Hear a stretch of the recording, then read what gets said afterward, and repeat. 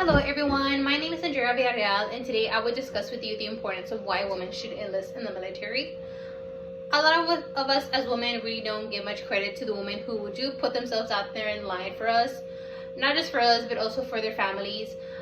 We really don't give them much credit, as we should, or we really don't acknowledge them.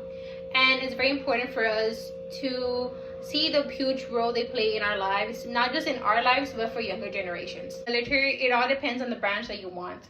There's a total of 5 different branches: the Marines, the Navy, the Coast Guard, the Army, and the Air Force.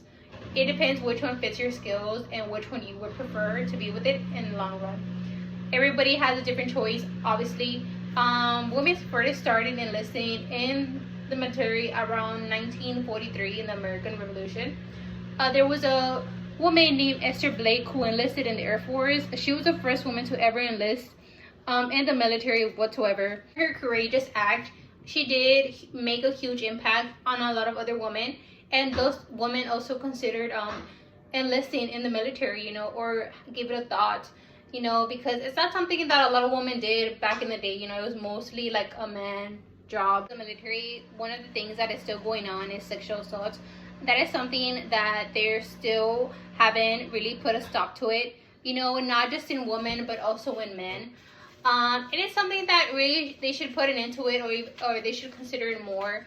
These women are putting their lives out there in the line, and helping them out in this big thing, and for them really not to consider, what women go through, or the health, their mental health, their emotional health, what they go through after they experience what they experience with the person that did it to them.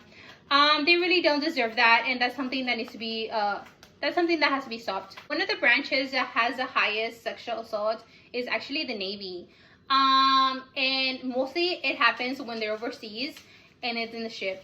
I did read a couple of articles that states that it's mostly in the ship that it happens. They usually just go to one certain woman, and it just goes on for like a year until they're somewhere, and it's very sad and it's very unfortunate that this woman have to experience what they experience, and that really people don't really put a stop to it.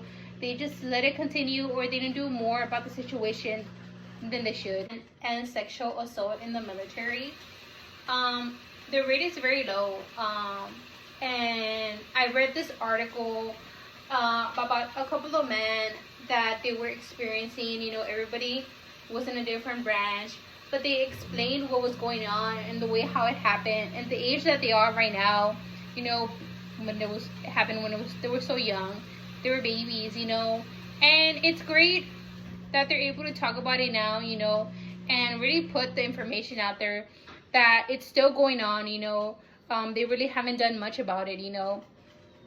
It's very unfortunate, the sacrifices that these people have to make. They put themselves on the line for us, and for them to really not be protected the way how they deserve to be protected is something that a lot of us have to really consider when it comes to enlisting. I think it's one of the cons about enlisting in the army or any other branch. Really people don't really see your value for what it's worth. I believe that women in the military are very important.